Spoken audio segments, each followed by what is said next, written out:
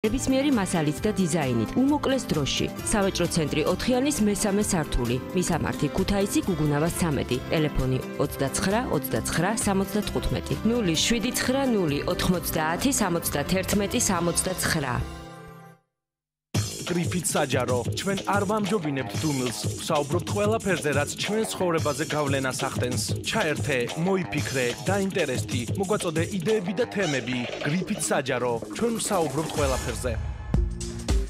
დაბრუნდით სურფასო რადიო მსმენელო ეთერში, შეგახსენებთ გადაცემის თემას, ეს არის მემკვიდრეობითი სამართლის აქტუალური საკითხი. დღევანდელი გადაცემის სტუმარი გახავთ ახალგაზრდა იურისტთა ასოციაციის იურისტი ბატონი ზაალ გორგიძე და ჩვენ საუბრობდით ახლა ძირითადად მემკვიდრეობით სამართალზე საუბრობთ და ესეთი თემა მინდა გადავაგრძელო, არ შეიძლება არ შევეხოთ ჩვენ უღირს მემკვიდრეებს, ვინაიდან სამოქალაქო კოდექსი იცავს ესეთ ტერმინს, ვინ არიან ეს უღირსი მემკვიდრეები, ანუ მართალია სამოქალაქო კანონმდებლობა გამოყოფს რომ კანონით მემკვიდრე ვინ არის, ასევე შეიძლება ნებისმიერი პირი იყოს ანდერძისმიერი მემკვიდრე, მაგრამ არსებობს ესეთი ცნება, რადგან არსებობს ესე იგი არსებობენ ესეთი პირები უღირსი მემკვიდრეები. ვინ შეიძლება იყვნენ ეს ადამიანები და რა შემთხვევაში ხდება უღირსი მემკვიდრეობა? ითვალისწინებს გიგეთი სამოქალაქო კოდექსი უღირსი მემკვიდრის ცნებას, მოქალაქეები ძალიან ბევრი მოგმართავს მაგასთან დაკავშირებით, რომ მათი სურვილია რომ მისი შვილი ჩაითვალოს უღირს მემკვიდრედ და ასე შემდეგ, მაგრამ ამას თავისი წესი და პროცედურები აქვს უღირს მემკვიდრედ აღიარებას. უღირს მემკვიდრედ მხოლოდ და მხოლოდ პირს აღიარებს სასამართლო და სასამართლოს პრეროგატივაა და მისი უფლება პირი გამოაცხადოს უღირს მემკვიდრედ. ამას ჭირდება აუცილებლად სასამართლოში სარჩელიშება და დამტკიცება იმისა, რომ პირი რის გამო ითვლება უღირს მემკვიდრედ. ამას თავისი ფაქტობრივი გარემოებები უნდა ახდენს, თავისი მტკიცებულები უნდა ახდენს, ასე რომ მემკვიდრეობას უნდა ეს პირი აღიაროს უღირს მემკვიდრედ რაღაც ქმედების გამო, ესე მარტივად ეს პროცედურა არ ხდება. საინტერესოა, ანუ ეს ცნება ხა თქვენ რაზედაც ისაუბრეთ, ხშირად ხდება ესეთი სიტუაცია, ხა სტატისტიკური მონაცემები მე არა მაქვს აღნიშნულთან დაკავშირებით, მაგრამ უბრალოდ ხშირად უფრო საუბარი ხდება, ვიდრე უღირს მემკვიდრედ აღიარება. ანუ ეს საინტერესოა, რომ თვითონ ოჯახის წევრები შეიძლება საუბრობდნენ ღირსია თუ არა ეს ადამიანი მემკვიდრეობის საერთოდ. ხო არის ესეთი შემთხვევა, რაღაც მავნეჩვევები კონდეს და რაღაც არ სწორდება ადამიანი და თვლიან, რომ თუ ეს მემკვიდრეობის უფლება იქნება მას, ანუ არანაირი პირიქით უფრო ცუდი იქნება ამის. გააჩნია ვისთვის რა არის ახლა მავნეჩვევა, აი ზოგიერთი რაღაცას მავნეჩვევა თulis აი ბჭყალებში, მაგრამ ეს სამართლებრივად მხოლოდ ამისთვის ვერ ჩამოართვა ადამიანს მემკვიდრეობას, ვერ შეუძლო მას კონსტიტუციურ უფლებას. ეს ძალიან რთული პროცესია სასამართლოში და ესე მარტივად დასამტკიცებელი, რომ ვიღაც მშობელს უნდოდეს, რომ მისი შვილი უღირს მემკვიდრად იყოს ცნობილი და შეიტანოს სარჩელი, რომ შვილის უღირს მემკვიდრედ ცნობის შესახებ, ასე მარტივი პროცედურა ეს ნამდვილად არ არსებობს. ამას ჭირდება უტყუერი მტკიცებულებები ისა, რომ ეს ნამდვილად უღირსი შვილია, აშკარა უპატივცემულება არის და უმავრავი არ არსებობს ამის ჩამონათვალი კოდექსში, იმიტომ რომ კონკრეტული სიტუაციიდან შეიძლება გამომდინარეობდეს, თუ ეს შვილი რა მტკიცებულების გამო უნდა იყოს აღიარებული უღირს მემკვიდრედ. დაგეთანხმები ზალ და თან არსებობს ესეთი ინსტიტუცია, ხა სადაც დედობის უფლების ჩამორთმევა ხდება, მამობის უფლების ჩამორთმევა ხდება და საერთოდ სასამართლოში აი ესეთი საოჯახო საქმეების განხილვა როდესაც ხდება, რა თქმა უნდა მტკივნეული პროცესია და იქ უტყუარი მტკიცებულებები თუ არა აქვს მხარეს, რთულია ამის დამტკიცება. ეხლა ეს ცოტა ესეთი პირადი საკითხებია და საინტერესოა ჩვენ ძირთადად მაინც დღეს ვიტრიალებთ ანდერძის ირგვლივ და დარწმუნებული ვარ ჩვენ რადიო მსმენელებსაც აინტერესებს, რომ ერთის მხრივ ანდერძის თავისუფლების პრინციპისათვის დამახასიათებელ თავისებურებას ოდითგანვე წარმოადგენდა მისი აბსოლუტური ხასიათის ერთგვარი შეზღუდვა. მოანდერძეს არ უნდა ქონოდა მთელი თავისი ქონების, ანუ ადრე ხდებოდა ეს ანდერძით მემკვიდრეთა შორის სრულად განაწილების უფლება. ქონების გარკვეული ნაწილი აუცილებლად უნდა დარჩენილიყო ანდერძის მიღმა და გამოყენებულ უნდა ყოფილიყო ოჯახის წევრების ინტერესების დასაცავად. ან ანდერძით ქონება ისე უნდა ყოფილიყო განაწილებული, რომ არ ყოფილიყო საჭირო ამუხლის გამოყენება. ოჯახის წევრებს გარანტირებული უნდა ქონოდოთ მოანდერძის ქონებიდან წინასწარ განსაზღვრული წილის მიღების შესაძლებლობა. ასეთ პირებს ჯერ კიდევ რომის სამართალში სავალდებულო მემკვიდრეებს უწოდებდნენ. ანდერძის თავისუფლების ასეთი შეზღუდვა დღემდე მემკვიდრეობის სამართლის პროგრესულ ნიშნად ითვლება. შესაბამისად, სავალდებულო წილი მემკვიდრეობაში ნიშნავს მოანდერძის ქონებიდან კანონით განსაზღვრული პირების მიერ წინასწარ დადგენილი ოდენობით წილის მიღების უფლებას. ანდერძის შინაარსის მიუხედავად, კანონი ასევე განსაზღვრავს სავალდებულო მემკვიდრეებს, რომლებიც შეიძლება იყვნენ მამკვიდრობის შვილები, მშობლები და მეუღლები. ამაზე ჩვენ უკვე ვისაუბრეთ, მაგრამ კიდევ შეგვიძლია გავმეორდეთ, ვინაიდან ძალიან ხშირად არის ეს ოჯახში, როდესაც საუბრობენ და ასაკოვანი ადამიანები ხშირად ფიქრობენ, ანდერძი დაწერონ, დაუშვათ თუ სხვა გზას მიმართონ და ჩვეულებრივად იცხოვრონ და მე რაც უნდა ისხნან მათმა კანონის მიერმა მემკვიდრეებმა. თუმცა ეს ან აქტუალური და მნიშვნელოვანი საკითხია ზალ. ხშირ შემთხვევაში გამართლებული ანდერძის დაწერა ყოველ კონკრეტული ოჯახის ისტორიას გააჩენდა სიტუაციაზე, ხშირ შემთხვევაში არ არის გამართლებული. ეს თვითონ უნდა გადაწყვიტოს მემკვიდრებელმა, რომელიც ქონებას ტოვებს, თავისი ოჯახური სიტუაციიდან გამომდინარე. ისურვებად ჩვენ ვთქვათ და ვიმსჯელოთ, რომ აუცილებლად ანდერძი უნდა დაწეროს ყველამ და ეს უკეთესი გამოსავალია, ეს ნამდვილად არ არის უკეთესი გამოსავალი, რადგანაც არსებობს ყოველ ოჯახში თავისი ისტორია, თავისი სიტუაცია, მემკვიდრებელი როდესაც უკვე არის ასაკში და წერს უკვე ანდერძს, რა თქმა უნდა თვითონ უნდა განსაზღვროს მან მისი ოჯახისათვის როგორი სიტუაცია ჯობია ანდერძის დაწერა თუ ჯობია რომ ქონება კანონით მემკვიდრე და რიგის მიხედვით განაწილდეს მემკვიდრეებს შორის. ეს კონკრეტული სიტუაციიდან გამომდინარეობდეს. ნუ კანონი არეგულირებს, რა თქმა უნდა თუ კი არ იქნება ანდერძი, მაშინ ამოქმედება 1326 წლამდე მუხლი კანონით მემკვიდრეობის მუხლი, რა თქმა უნდა, რომელიც საკმაოდ ნორმალური არის. ზალ, ხშირი შემთხვევა არის პრაქტიკაში, როდესაც როდესაც მიდიან ნოტარიუსებთან და მიაქვთ ეს დაწერილი ანდერძი, რომელიც უკვე არ არის დადასტურებული შინაურულ ანდერძს, რასაც ვეძახით და ისმის ესეთი კითხვა. მე თქონია პრაქტიკაში ესეთი შემთხვევა, რომ რამდენად საღგონებაზე იყო ეს ადამიანი, როდესაც დაწერა ანდერძი დაუშვათ, მთელ თავის ქონებას გადასცემს ერთ პირს. რა თქმა უნდა, ესეთი პროცესები ძალიან ხშირია. ესეთი შემთხვევა, როდესაც ეს ხდება, ერთი საკითხი ეს, ნამდვილად მან მოაწერა თუ არა ხელი. და კიდევ ესეთი შემთხვევები რომ დაობენ რომ არსებობს თუ არა აღნიშნული ანდერძის ბათილობის საფუძველი. თუ კი პირი რა თქმა უნდა ამიტომ მე როცა თქვენ შეკითხვას პასუხობდი თქვი რომ მოანდერძზე უნდა იყოს სრულწლოვანი ქმედუნარიანი პირი. ანდერძი თუ კი ქმედუნარო პირის მიერ იქნა შედგენილი, რა თქმა უნდა ესეთი ანდერძი არის ბათილი. მაგრამ ბევრი ამტკიცებს ჩვენთანაც რომ მოდის იურისტ ასოციაციაში კონსულტაციაზე რომ როდესაც მან ანდერძი შეადგინა, მაშინ არ იყო სრულჭკუაზე, მაგრამ მარტო ამის თქმა არ არის მტკიცებულება. ამას ჭირდება შესაბამისი დამტკიცება, რომ იმ დროისათვის მაშინ უნდა ყოფილიყო პირი ქმედუნარო იყო თუ არა. ამას ჭირდება შესაბამისი ისტორიების ამოღება, სამედიცინო დაწესებულებიდან ცნობების გამოთხოვა და ასე შემდეგ. ანუ ეს ისე მოხდეს მომენტალურად, რომ პირი სრული იყო, რომ გაბათილდეს ანდერძი, ესეთანაც არ ბათილდება. პროცესების ხშირი არსებობს, ამაზე უზად ჩვენ მოგვართავენ მოქალაქეები, რომ ჩაითვალოს თორა ბათილად აღნიშნული ანდერძი და ჩაითვლება იმ შემთხვევაში, თუ იმ დროისათვის ანდერძის შემდგენი პირი მემკვიდრებელი არ იყო ქმედუნარიანი. ხოლო ამ შემთხვევაში იქნება ანდერძი ბათილად ჩათვლილი და არა სრულის მიხედვით არ იქნება ჩათვლილი.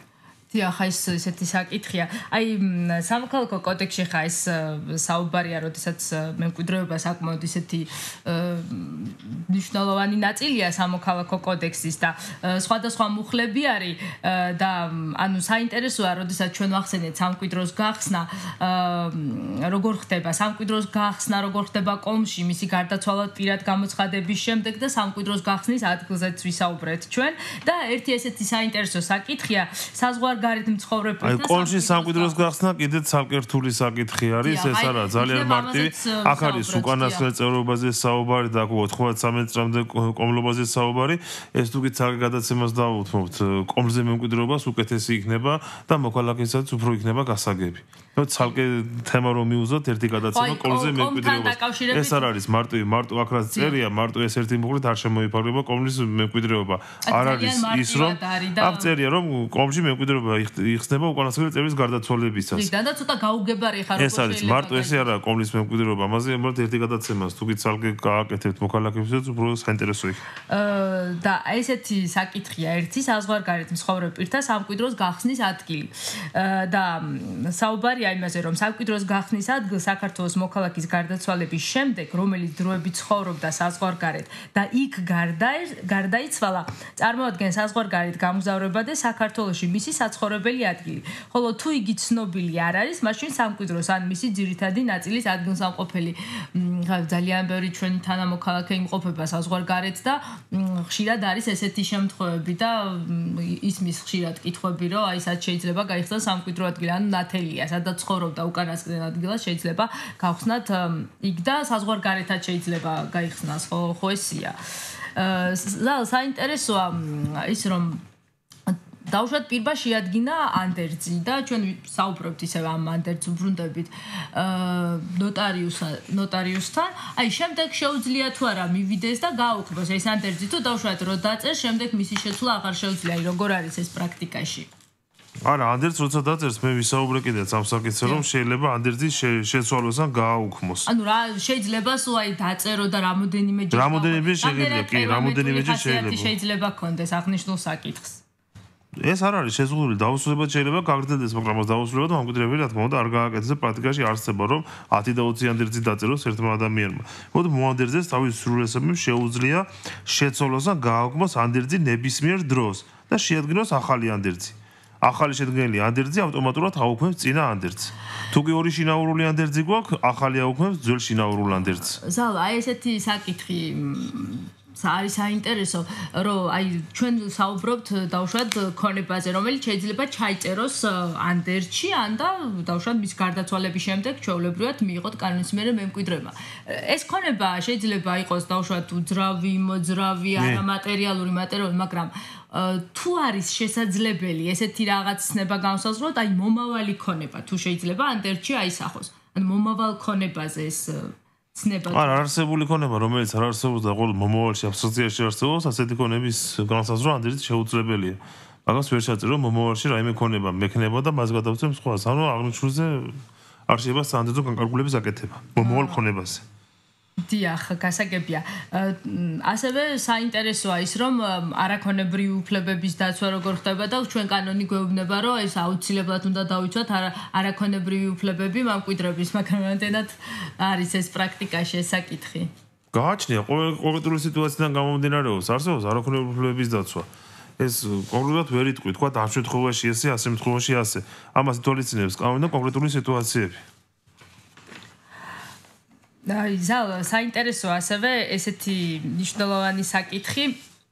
ჩვენ ვისაუბრეთ უღირს მემკვიდრეებზე და გადაცემაში ვსაუბრობდით ასევე ქალების მემკვიდრეობის უფლებებზე. ეს ცოტა ისეთი საკითხია, მე ეს კითხვა არ დავსი შეგნებულად მანამდე და საერთოდ ჩვენთან ტრადიციულად მიღებულია რომ ეს ახლა ესეთი პირობითი ცნებაა რომ ძირითადად მემკვიდრეობის უფლება არა შინაურულად რომ ვთქვათ არა იურიდიულად ესეა რომ ძირითადად ვაჟების ზე ხდება ქონების გადაცემა და ამ შემთხვევაში ქალების უფლებები ეს ნუ კოდექსში არ წერია ეს არის ზოგადად ქალების უფლებები რაღაც გადადის მეორე მესმის კეთილ ასაცამოდ ნამდვილად ესე მხოლოდ ხდება ბიჭზე ვაჟი ხდება ქონების გადაცემა და ქალზე არ ხდება ანუ ესა ტრადიციულად ეს ხდება ქართულ ოჯახებში რა თქმა უნდა როცა მემკვიდრეობაზე ვსაუბრობთ აქვე უნდა გავმარტოთ რადიოსვენელებისა რომ კანონისათვის ქალიშვილის და ვაჟის თანაბარია და სამკვიდრო წილიც ორივე მათგანს თანაბრად ეკუთვნის. ძალიან სამწუხაროა, მაგრამ საქართველოში ჯერ კიდევ შემორჩენილია ვაჟის როგორც გვარის გამგრძელებლის კულტი და თუმცა სადაო არ არის ვაჟის მიჩნევა როგორც გვარის გამგრძელებლად, მაგრამ ამ მოტივით ქალიშვილის დატოვება მემკვიდრეობის გარეშე ჩვენს თანამედროვე ცხოვრებაში მშობლების მხრიდან სამართლიანად მე ნამდვილად არ ვიმაჩნია. ანუ საერთოდ ახლა კონსტიტუცია ანუ შვილია არ არის განსხვავება კანონით ქალი იქნება თუ ვაჟი იქნება თუმცა ზალა სტატისტიკას თუ გადავხედავთ თუ მოვიხედავთ ჩვენს დავშვათ ჩვენი ოჯახებიდან რომ დავიწყოთ და ახლობლების ოჯახებში რომ გადავიდეთ რა სტატისტიკურად ესია ანუ ძირითადად მაინც ესია და მიტომაც არის ამდენი სამემკვიდრეო დავები აქ ყველაფერი მამკვიდრებელზეა დამოკიდებული სწორედ მამკვიდრებელმა სწორად უნდა გაანაწილოს ქონება როცა მამკვიდრებელი სწორად შვილებს ანაწილებს ქონებას სამკვიდრო დავები არ იქნება იმდენი რამდენი დღესდღეობით არსებობს სასამართლოში აი ამას რაზეც დავიწყოთ გადაცემაში ლაპარაკი რომ უნდა ამაღლდეს საზოგადოების ცნობიერება სამართლებრივად როცა ეს იქნება ამაღლებული ხო ამის შემდეგ ამდენი პრობლემები არ იქნება სამემკვიდრეო სამართლის კუთხით ჩვენ მივდივართ მაინც ანუ დავიწყეთ ამ თემაზე საუბარი და ბოლოს მაინც დამთავრებისგან მივდივარ და ამას ვიტყვით, რომ ესე იგი საზოგადოება საზოგადოება არ არის სათანადოდ მომზადებული. ზოგადად დავების საზოგადოება იმისთვის არის მომზადებული, რომ დარჩეს მარტო ქონება ვაჟს და არჩეს ეს ქონება ქალს. ეს შემდეგ ვიწევს უამრავ სასამართლო პროცესებს მემკვიდრეობის გარდაცვალების შემდეგ. და ამიტომაც არის სასამართლოში დღესდღეობით სამემკვიდრეო და საოჯახო დავებზე ძალიან ბევრი პროცესები და ეს ნამდვილად არის კარგი. ბევრი პროცესებია, კი, ნამდვილად ჩვენ ძალიან ბევრი მოქალაქე მოგვარდავს უამრავი ამასთან დაკავშირებით, როგორც ახალგაზრდები, ასევე ხანდაზმულებიც.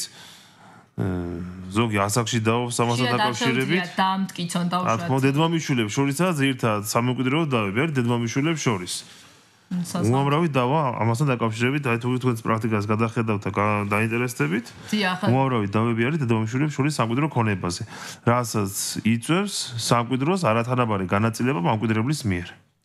დიახ, ანუ ესე აი ამ შემთხვევაში უკვე როცა განაწილდეს შვილებს აქ ანდერძი უფრო გამართლებულია დატოვოს მემკვიდრებელმა, ვიდრე კანონით მემკვიდრეობას მიიღოს. სამწუხაროა, როდესაც ჩვენ აი მემკვიდრეობით სამართალზე ვსაუბრობთ, ეს საკითხი გამოიკვეთა, რომ აი ქალის უფლებები დღევანდელ საზოგადოებაში, დღევანდელ ჩვენს ქართულ რეალობაში, ანუ ეხლა ხო ფაქტია, ხო გვიჩვენებს ამას ჩვენი მემკვიდრეობით სამართალი და რაც ხდება ჩვენ საზოგადოებაში, რომ ქალთა უფლებები სათანადო დონეზე არ არის დაცული ჩვენს ქვეყანაში. უფლებები ეს სათანადოდ არის კანონით დაცული, თუნდაც კანონით სხვა. ეხლა მემკვიდრეობაზე რო ვსაუბრობთ, აქ მემკვიდრეობაში მე გაგიმარტეთ, რომ დაცული არის, როგორც შვილია და ყველა საკითხს თანაბარი წილის უფლებით და კანონში მეტი არ ჩაიწერება ქალის უფლებაზე რაიმე და არც კაცის უფლებაზე. ანუ თანაბარ წილში სარგებლობს ყველა შვილები. ერთია რაც ეს არის ახლა ტრადიციული შეხედულება და ეს ტრადიციული შეხედულება უკვე ეს რაც წერია, ის რაც წერია კანონში, მე ამას ვამბობ. დროთა განმავლობაში ესეც დაცული არ არის უბრალოდ მოვა კანონის შესაბამისობაში. არ არის დაცული და ეს არის ფაქტი, გამოიკვეთა ხო ესია. ეხლა მაინც ბოლოსკენ მივდივართ იქით, რომ ეს კონსტიტუცია უნდა დავიცვათ ქალის უფლებები ყველგან, მათ შორის სამემკვიდრეო სამართალში. ეს არის ჩემი მოთხოვნა.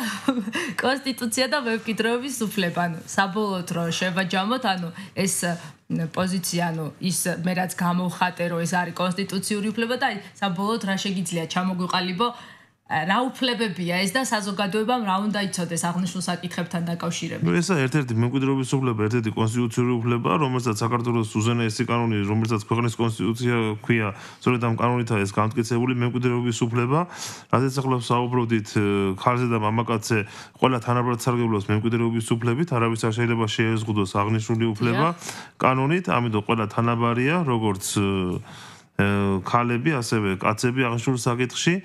მემკვიდრეობის უფლებაში და სწორედ ეს ყველაფერი კანონით არის დარეგულირებული, მაგრამ ჭირდება ხა საზოგადოების მომზადება იმას, რომ აღნიშნული კანონი ბოლომდე იყოს რეალიზებული და ბოლომდე იყოს თვითშეგნება საზოგადოების ამაღლებული ამ კუთხით. ანუ ამას ჭირდება გარკვეული დრო. ეს კანონი უკვე რამოდენიმე ათეული წელია ფაქტობრივად მოქმედებს, ხო, ახალი სამოქალაქო კოდექსზე მაქვს საუბარი 97 წლიდან მოქმედებს. 10 წელზე მეტია და ჭირდება კიდე გარკვეული პერიოდი ჩვენი საზოგადოების ცნობიერებისათვის ცოტა სხვა შეხედულებები არსებობდა გარკვეულ წარსულში მემკვიდრეობასთან დაკავშირებით.